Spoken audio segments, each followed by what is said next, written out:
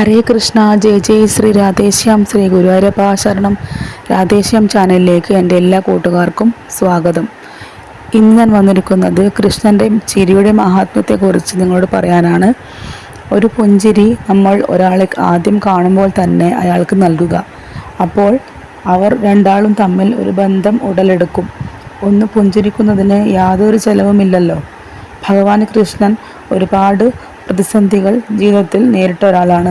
പക്ഷേ എന്ത് പ്രതിസന്ധി നേരിടുമ്പോഴും അദ്ദേഹത്തിൻ്റെ മുഖത്ത് എപ്പോഴും ഒരു പുഞ്ചിരി ഉണ്ടാവും.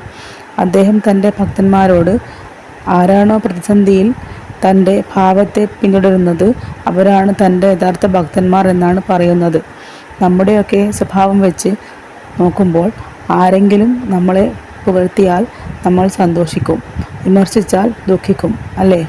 പക്ഷേ ഭഗവാന്റെ അനുഗ്രഹം കിട്ടിയവർ ആര് സ്തുതിച്ചാലും നിന്ദിച്ചാലും അതിനെ ഒരുപോലെ കാണുന്നവരായിരിക്കും. അവർക്ക് സമചിത്തത കൈവന്നിരിക്കും. അപ്പോൾ ഇന്നത്തെ വീഡിയോ ഇത്രയേ ഉള്ളൂ. എല്ലാവർക്കും ഭഗവാന്റെ അനുഗ്രഹം ഉണ്ടാവട്ടെ.